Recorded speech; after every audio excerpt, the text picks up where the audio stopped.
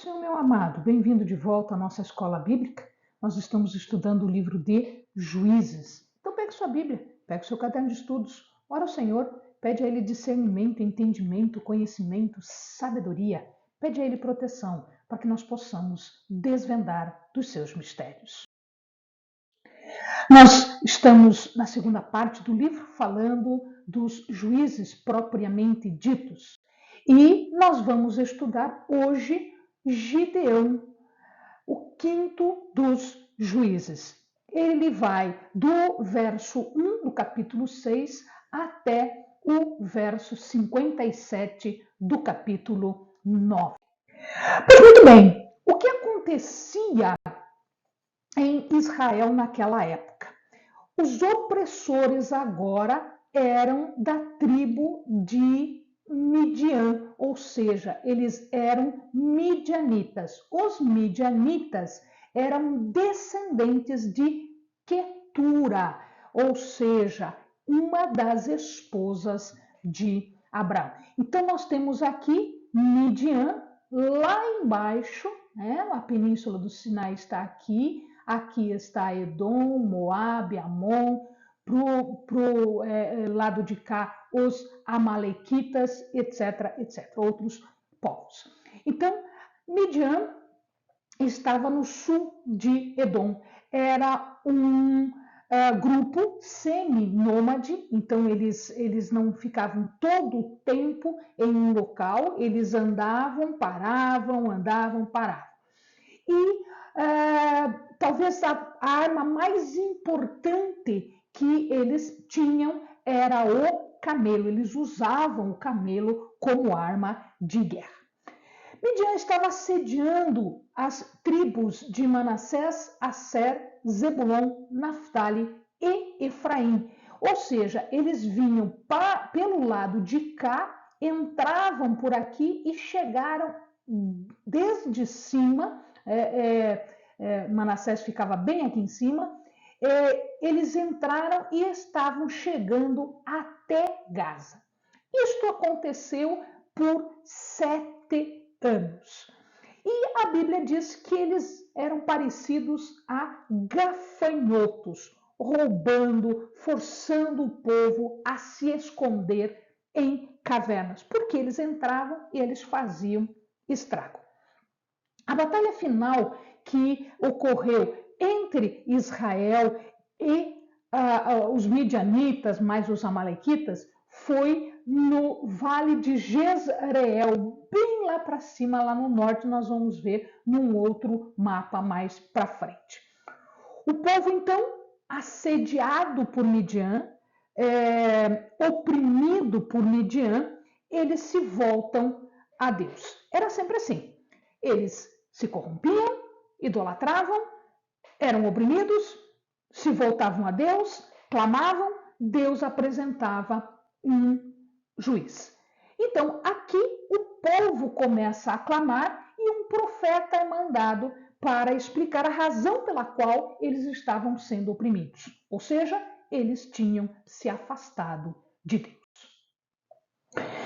Quando Gideão está trabalhando na eira de seu pai, né? Eira é um local de plantação, colheita e a manipulação dos produtos. O anjo do Senhor aparece para ele num local que era da família dele, chamado Carvalho de Ofra. Nós não temos especificamente esta localização, porque ela se perdeu no tempo. Quando ele fala aqui de o anjo do Senhor, na Bíblia aparece com A maiúsculo, ou seja, anjo com letra maiúscula. Isto significa dizer o seguinte: era o próprio Senhor que estava ali. Ele estava nas terras que eram de seu pai. Quem era o pai de Gideão? Joás era o seu pai. Ele era descendente de Abiezer, e Abiezer era filho de Manassés. Portanto, Gideão era da tribo de Manassés. Lembrem-se que Manassés tem metade de um lado do Jordão, metade do outro lado do Jordão. E ele estava trilhando o trigo no lagar. Como assim trilhando trigo num lagar? Se nós lermos rapidamente, a gente não vai entender isso. Trilhar o trigo é fazer passar um equipamento como este aqui, como uma chapa, cheia de pedras ou de ferro, pregos, alguma coisa assim, e com o peso disso passando por cima do cereal, ele fazia a debulha. Isso era chamado de debulhador.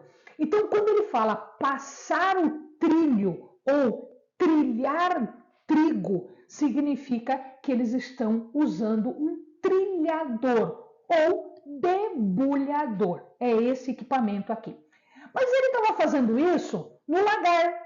Como assim no lagar? O lagar era um lugar onde se espremia a uva. Ele era feito de uma cavidade, né, se fosse grande, se fosse um pouco menor, ele era construído com uma dimensão pequena. Então, eles faziam uma cavidade na rocha mais rasa e uma cavidade mais funda. Eles jogavam a uva aqui em cima e pisavam a uva, amassavam a uva. O suco ele escorria para esta outra parte aqui, separando então o bagaço da uva do suco da uva, para fazer o vinho, que era um produto natural da terra. Mas por que ele estava fazendo, trilhando o trigo, onde devia estar fazendo a moagem da uva? Porque ali era escondido. Então ele fazia isso escondido, que era para os midianitas não roubarem as suas coisas, como está dito na palavra.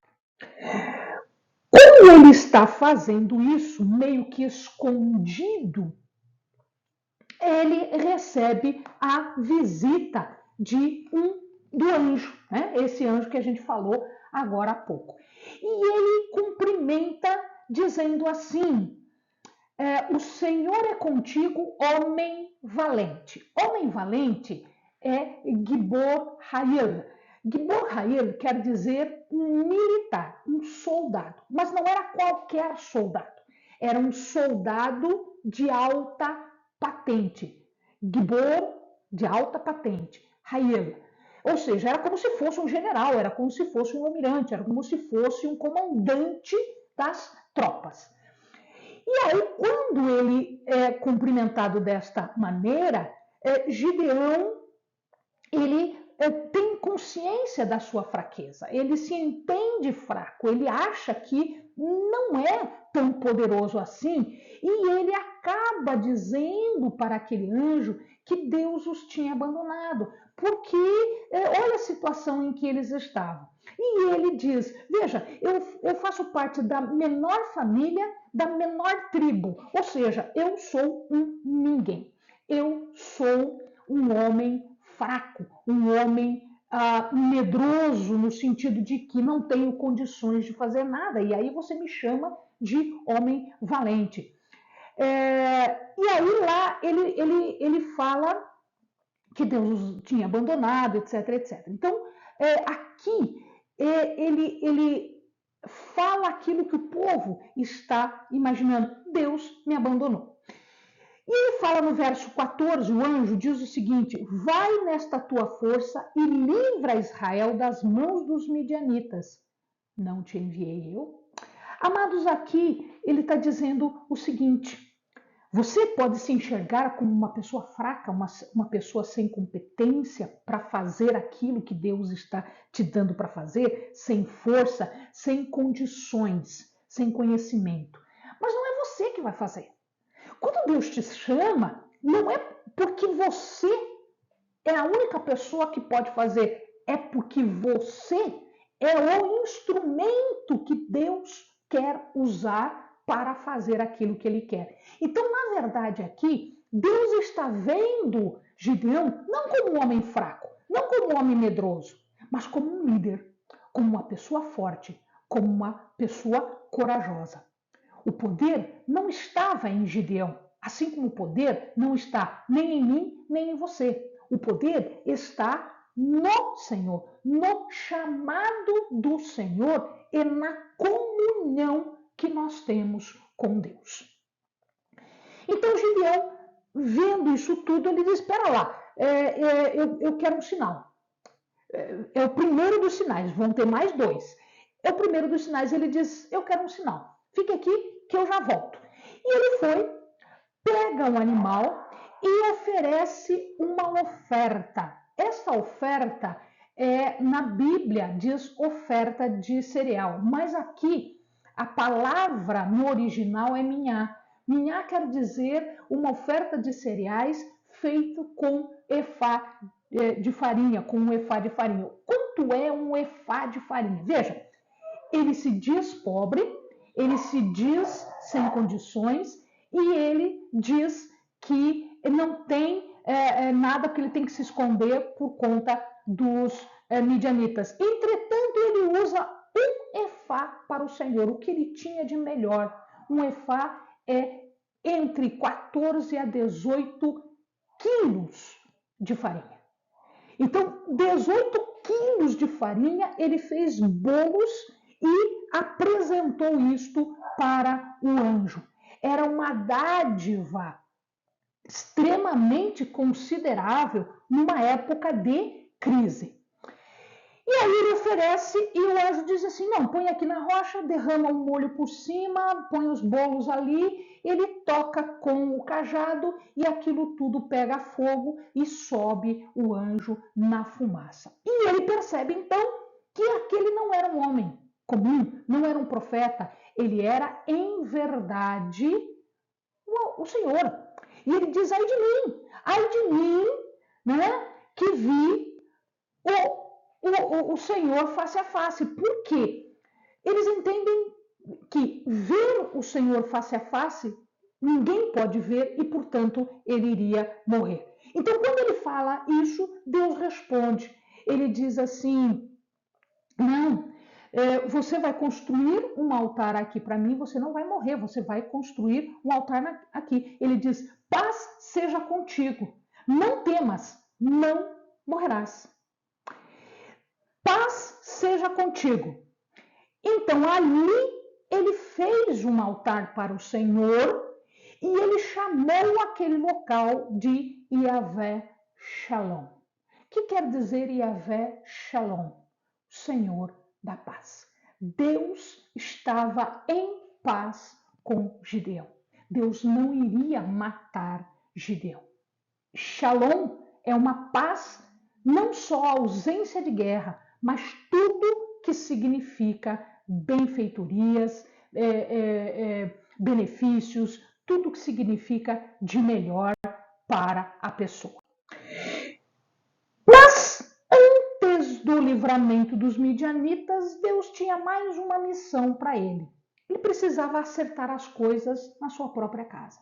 Amados, antes de nós fazermos a nossa missão, a lição em relação a Deus, Deus pede que nós acertemos a nossa casa. Acerte a tua vida e depois você vai ser levado para fazer a missão que te cabe. Então ele diz, veja, o teu pai tem um altar ali, um altar para Baal. Eu quero que você vá lá e derrube esse altar. Então ele instruiu, pega o teu boi, o segundo boi, não o boi, o primeiro boi, mas o segundo boi, pega o teu boi, vai até lá, derruba o poste ídolo, pega as madeiras, pega o boi e oferece isto tudo a Deus. O poste ídolo a gente já viu no outro vídeo, no vídeo anterior, era um pilar de madeira que representava a árvore sagrada deste culto cananita aos deuses, a Baal. E aí ele fez, mas ele fez de noite que era para ninguém incomodá-lo, né? Ele tinha medo da represália. Ele fez de noite, durante o dia eles descobriram isso e foram falar com Gideão e foram falar com Joás pedindo a morte de Gideão, porque ele ousou profanar o altar de Baal. E aí o pai dele, Joás, que tinha entendido a história, ele diz o seguinte, mas espera um pouquinho, isso aqui não é o altar de Baal? Baal não é Deus? Então, o que vocês têm a ver com isso? Se vocês acham que ele é efetivamente Deus, ele que contenda, ele que faça a sua vingança direto com Gideão. Se as coisas são dele, ele é Deus, ele que se resolva, como simples homem. E aí eles entenderam, não fizeram nada, e Gideão recebe um nome agora, um outro nome, por causa deste episódio. Ele recebe o nome de Jerubbaal,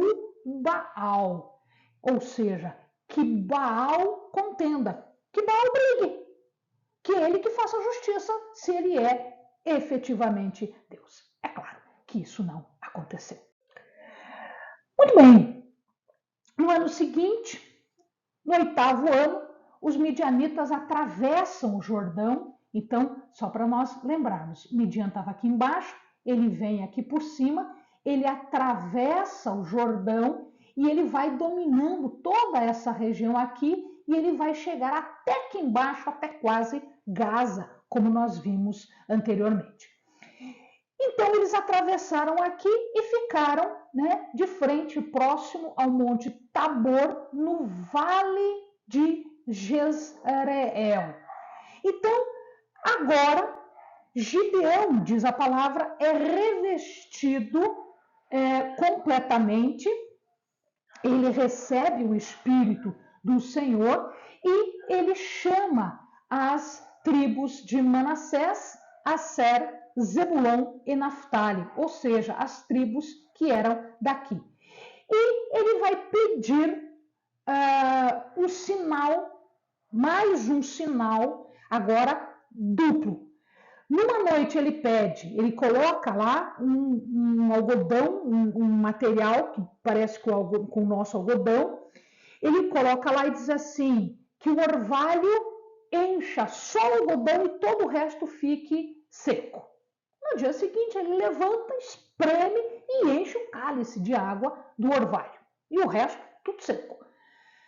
Daí ele diz, Senhor, não se zangue comigo, eu vou te pedir de novo. Só que agora eu quero o seguinte, eu quero que só o algodão fique seco e o resto fique úmido.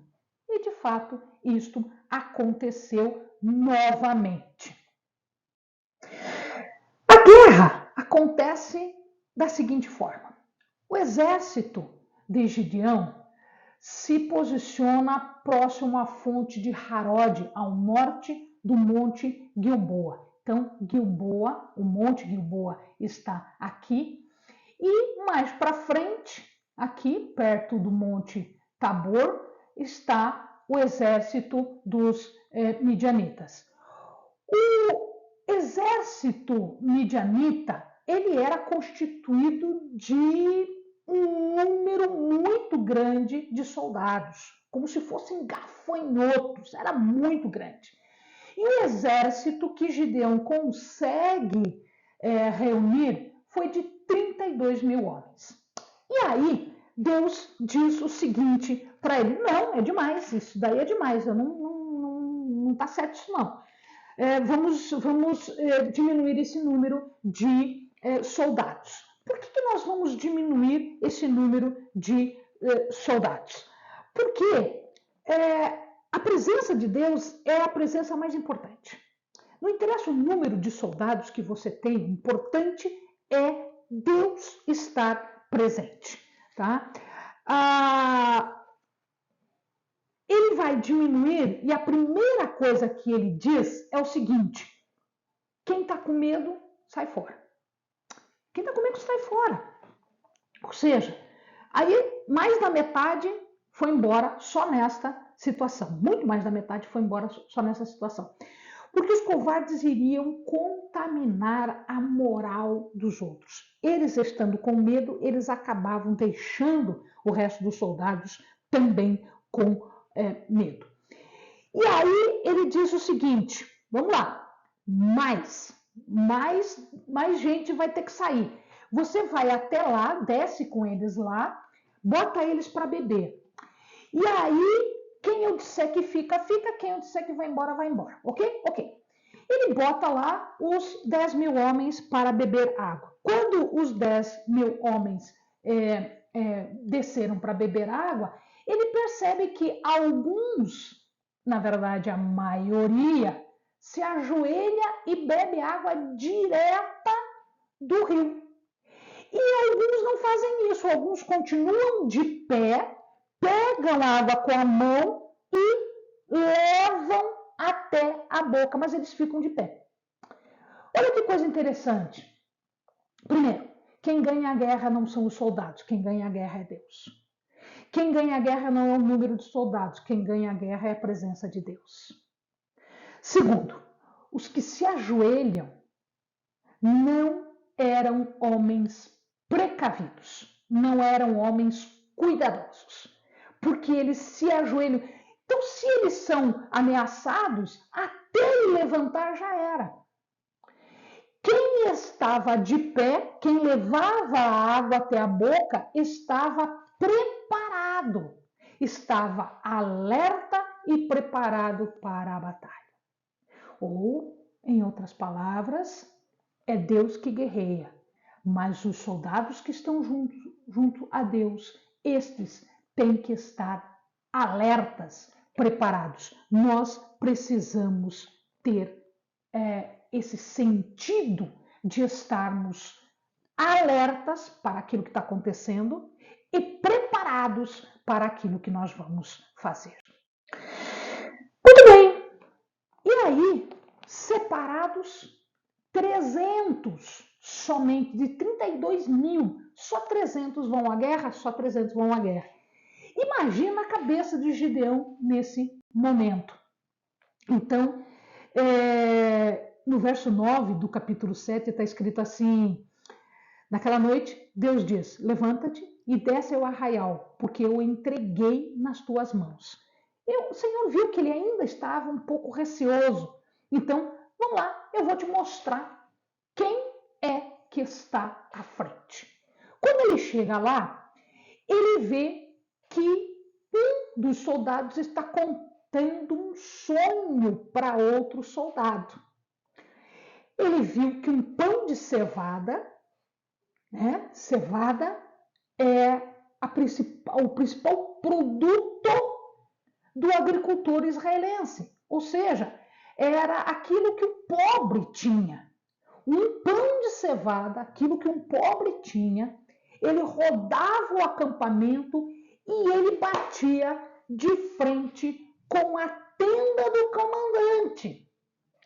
Tenda aqui era um sinal de comunidade nômade, ou seja, como os midianitas. Então, aquilo que o pobre fazia do agricultor, a cevada, iria destruir o comandante poderoso deste exército. E aí, um deles diz para o outro, bom, então significa que isto é a espada de Gideão, significa que Deus deu a vitória nas mãos de Gideão.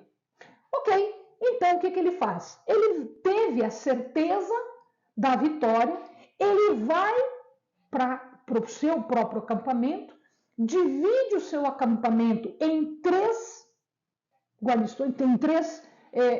companhias, cada um levava uma trombeta e um cântaro. E dentro desse vaso, tinha uma tocha acesa. Então, o que eles fizeram? Eles se postaram em posição estratégica e Gideão disse o seguinte, o que eu fizer, vocês fazem. Então, aí mais ou menos pela vigília média era mais ou menos das 10 horas até umas 2 horas da madrugada. Então, os que saíram já tinham pego no sono, porque estavam cansados. Os que estavam dormindo, porque dali a pouco eles tinham que render. E os que estavam despertos, que estavam ali, era uma parte apenas. Então, o que eles fizeram? Nesse momento, de noite, escondidos na escuridão, Gideão, então, gritou tocou a trombeta, todo mundo tocou a trombeta, quebraram os cântaros, quer dizer, o barulho, né? E com isso apareceram as tochas. Então, aqueles 300 pareciam muitos.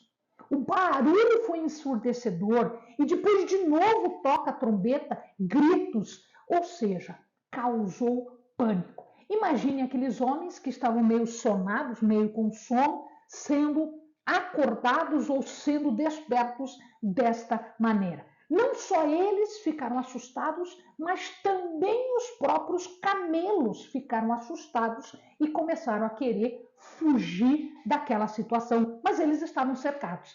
Então, um pega a espada e acaba matando outro. Ocorre pânico, terror, confusão e mortandade. Os que se safaram desta primeira etapa fugiram, atravessaram o Jordão e ali os efraimitas já estavam presentes, porque ele já tinha chamado os efraimitas estavam presentes e eles acabaram pegando 2 dos seus príncipes, Oreb, que quer dizer corvo, e Zeeb, que quer dizer lobo. E mataram estes 2, mataram muitos outros. Entretanto, alguns outros fugiram, mais soldados foram reforçar o exército de Gideão e eles vão para o caminho seguindo, né, perseguindo os outros soldados, os outros comandantes, porque tinha mais 2 que tinham fugido. Nessa situação, Efraim começou a brigar com Gideão. Ele disse, mas por que você não me chamou antes? Por que só agora a gente foi chamado, etc, etc. E Gideão, muito sábio, ele disse o seguinte, mas espera lá, eu não fiz nada. Vocês fizeram a maior parte, vocês fizeram muito mais do que eu pude fazer, porque vocês mataram 2 líderes, eu não matei nenhum. Né? Todo o resto foi Deus que fez. E os efraimitas, então, aceitaram essa explicação de Gideão. O exército de Gideão, ele vai perseguir, então eles estavam aqui, a guerra aconteceu aqui, os midianitas fugiram, atravessaram o rio, e eles foram de Sucote para Penuel e baixaram até lá no fundo, lá em Carcar. Então, o que acontece agora? Quando ele chega em Sucote, quando o exército chega em Sucote, pede alimento, porque ele não estava esperando aquilo ali, os de Sucote negaram comida, negaram apoio. Ele vai para Penuel, a mesma coisa acontece. E Gideão diz, vocês quebraram um acordo, vocês quebraram a unidade tribal e vocês vão pagar por isso. E ele, com fome mesmo, do jeito que ele estava, continuou na perseguição do exército midianita. Ele alcança os fugitivos na cidade de Carcor, lá para baixo, perto do Mar Morto, alguns quilômetros para baixo de Sucote e Penuel. Os 2 reis são capturados e Gideão chama o seu filho, o filho mais velho, o seu primogênito, Jéter, que ele faça a vingança dos seus tios. Essa história não foi contada, essa história a gente só imagina pelos acontecimentos, porque ele chama os comandantes capturados e diz, quem eram os que você matou no Monte Tabor? Ah, era como você, era como se fossem príncipes. Então, aqui ele diz, se você não tivesse feito isso, eu te deixava fugir, mas você fez isso, então eu vou fazer a vingança. Jéter não fez isso, ele mesmo matou os 2 reis que haviam fugido. E aí, o que ele faz? Ele captura um moço de Sucote e esse moço fala quem foram os líderes que traíram Gideão. Então ele vai até Sucote, faz a vingança ele vai até Penuel e faz a vingança. Derruba a torre, mata as pessoas. O povo, então, liberto, agora ele oferece a Gideão o trono, mas Gideão não aceita. Ele diz: quem sou eu para ser um rei? O povo já tem um rei, o povo já tem um governante. O seu governante é o Senhor. Então ele dá todo o mérito a Deus. Entretanto, alguns estudiosos dizem que Gideão, na verdade, ele não era um rei, mas ele exercia os privilégios de um rei. Logo depois da batalha, ele negou ser o governante, mas ele pediu que eles entregassem o ouro, o brinco de ouro dos mortos, dos cativos, porque era o espólio de guerra. E cada um entregou um brinco de ouro. Isso deu mais ou menos de 16 a 30 quilos de ouro. E com isso ele fez uma estola semelhante à estola sacerdotal, um éfode. Um éfode era feito de ouro, era feito de estofo azul, de púrpura, de escarlate, incrustada de pedras preciosas. Esse éfode era usado para os oráculos, ou seja, era usado para consultar a Deus. Mas este éfode acaba se tornando uma armadilha, pois ele se torna agora um objeto de adoração. Quer dizer, ele se livra de um lado, mas ele fica preso de outro lado. Ele começa a usar joias, roupas reais. Ele não era rei, mas usava as joias e as roupas reais. Ele tinha um harém, ele tinha 70 filhos, e um dos seus filhos, um filho que ele teve com uma concubina, era Abimeleque, que a gente vai falar dele no vídeo que vem. Abimeleque quer dizer meu pai, um rei. Aba, pai, Meleque, rei. Então, meu pai é um rei. E aqui acontece no vídeo que nós vamos explicar na semana que vem, ou no próximo vídeo, é que Abimeleque e Jotão foram disputar a sucessão. Por que disputar sucessão se ele não era rei, se ele não era governante? E existe referência na palavra de que ele tinha uma estatura real, uma família importante e uma fortuna pessoal considerável.